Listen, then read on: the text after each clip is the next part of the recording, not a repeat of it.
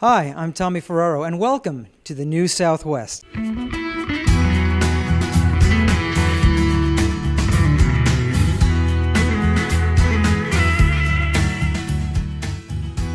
Hi, welcome to the New Southwest. I'm Tommy Ferraro, and you're in for a treat. We've decided to have a talk, travel, entertainment concept show that's going to take us to all 7 southwestern states, and that's for you to figure out. But in the meantime, we're going to get right to our first guest. My first co-host is a wonderful, wonderful lady. She's an Arizona cowgirl, America's sweetheart. Please help me introduce Bobby Jean Olson. Hey. Hello, how are you? Good to see you. Well, we sidestepped a landmine, first of all. Really? I almost wore the same thing. Oh, you would have looked really great in it, Tommy. Well, I have the legs for it, that's for sure. Yeah. Anyways. Anyway, Bobby's one of our co-hosts. Bobby, tell us what you do here on the show. Well, I am going to be taking our friends on Western adventures, cowgirl style. I'm going to be introducing you to cowboys and cowgirls, horses and cattle, shooting and boot scooting. And what exactly does that mean, cowgirl style? I like the sound of it, though. Well, thank you. You'll have to watch more and see what it means. I'll be sure to tune in. You do too. So, in all your travels around the valley, have you met any unique characters or interesting people that you may have interviewed? Well, I had the honor of interviewing Jim Carubius. We went to his studio in downtown Phoenix. This studio was phenomenal. I mean, there was probably 1,000+ paintings that he had done. Well, it sounds fascinating. Let's take a peek. We are here in downtown Phoenix at the studio of Jim Carubius. Jim is an artist, a writer, a musician. He's also an educator. This gentleman does a little bit of everything. Jim, thank you so much for letting us be here today. My pleasure. Welcome.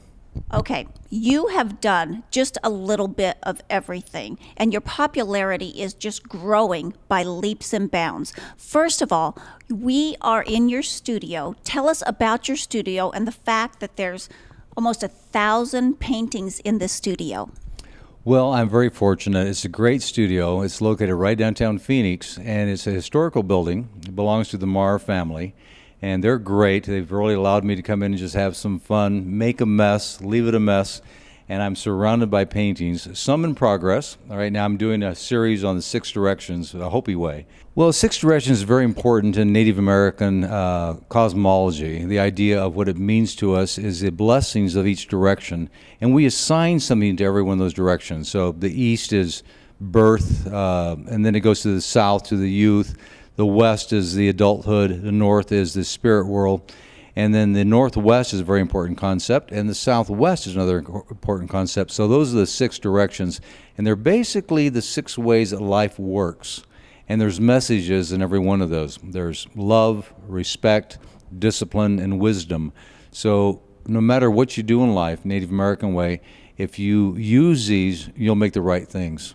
Now, these images have a special place that they're going. Somebody is putting a book together about you. Well, the book is based on a character like me. In the book, the character is half German and half Hopi. And in the book, this artist contracts cancer. So he wants to make a last great painting. So he comes up with this idea of doing the 6 directions. And in the book, he goes to Lake Powell. He lives on a houseboat with his mistress. And the entire book takes place with him doing these paintings and his last part of his life and people visiting him, getting some words of wisdom from this artist, finding out about his thinking in this Native American way. So it's very intriguing to actually be doing the paintings, and I'll actually have them on display at the Herberger Theater when I do my one-man show in September. Well, when you are here in the studio, you kind of describe that as your kiva. Tell us more about this special studio. Well, in the Indian Hopi way, a kiva is a sacred place, and I really feel that this is a sacred place. We have so much fun here, and it is underground. We're in the basement. It's a building that just turned 100 years old, so it has history. But beyond that, in Native American way, this is an old Indian village.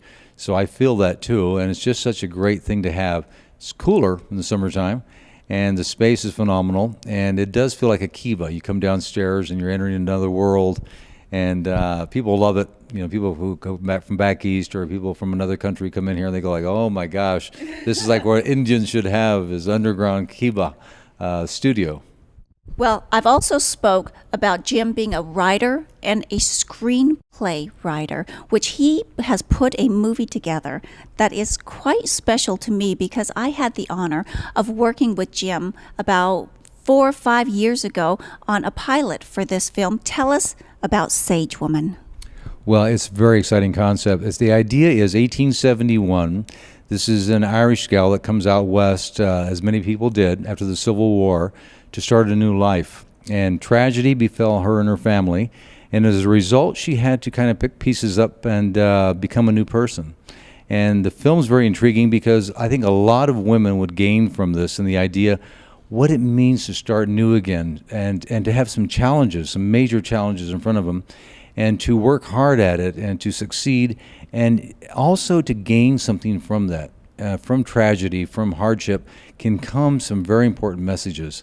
So the movie is about her life, but it's about the Southwest at that time. What was going on there, the dynamics of a new world, the world, becoming a harsh place, but also a brighter place because of the people who are out here trying to start a new world. And you've been working on this project for a while. You've had to kind of set it aside because of how busy you have been with your art. And I know you've been traveling all over the country with your art. I have, and the world. I mean, we're going to be doing a show in Paris. I go to Japan every year. I stay in the southern part of Japan. I actually stay in a place that's sort of similar to this. It's an 8th century Buddhist temple south of a place called Kawachi Nagano. And it's called Kodakiji, which is an amazing place to go to and visit. And so the world has become sort of my audience, if you will. And I'm looking forward to the Paris show. We're actually going to be doing a big exhibit live there. I'll be doing 20 paintings live in a museum in 2 weeks. So people can come in and see me painting. I'll be telling stories about every paintings. And it's kind of like Sage Woman. You know, if I create an image for it, it creates a story, and I love sharing that. I love kind of bringing that to the world. And America, I think, is a great place for me to show my art. I'm happy to be showing the Herberger, but I love showing outside of this country, and especially in France. That's where a lot of great people are and a lot of great audiences. Well, and Jim also prides himself on educating people about his roots, and just you try to get that out as much as possible about our land. Tell us about that, Jim. Well, you know, we live in a place that has its oldest roots, if you will, are Native American. I'm Native American, Mexican, and Scottish. I grew up in Kingman, Arizona. I grew up in a family of artists and people who are involved with culture. So it's a given that I'm going to be doing that. But I think the difference with me is that I have a bigger audience than most people do. So that really is great. But I do love sharing ideas of the evolution of principles, if you will, beginning with Native American, the ideas that I think are important to us all. And we see other countries around the world that are struggling with the idea of freedom and wanting to have that kind of ability that we have as Americans. And I think that's important to share. When we educate somebody, we're actually giving them a gift, be it a student who's in school or an adult who's watching something on television. And that gift really is new information about life, maybe information about those principles that we all share.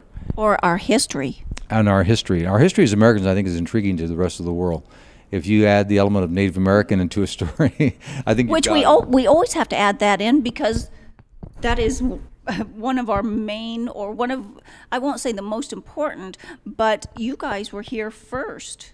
Yeah, us guys were, Us except my Scottish side. Well, but you know what I But mean, yeah, when you think of the Old West movies or anything like that. Sure, I think that is the intrigue about it. I think there's so much to discover about that too. I mean, we don't real often think about how does that evolve into modern solutions, if you will, about things like ecology or maybe even human rights. But I think that has its bearings in there, And I think that we can gain a lot from that. If we look at ecology, we're looking at Native American foods that are used all over the world. Potatoes and corn, beans, squash, and fun things like chocolate and chewing gum and Coca-Cola. There was Indian tonic at one time. So we're looking at what the rest of the world sees from us and shares from us. And I think that that is a really, truly great thing to know.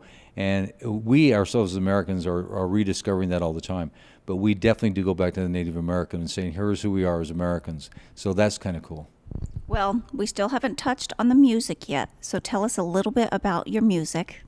Well, the music has always been, a part of my life. I recently did a concert at the Talking Stick Resort, and it was really special to me because it was about Native American veterans and that veterans art.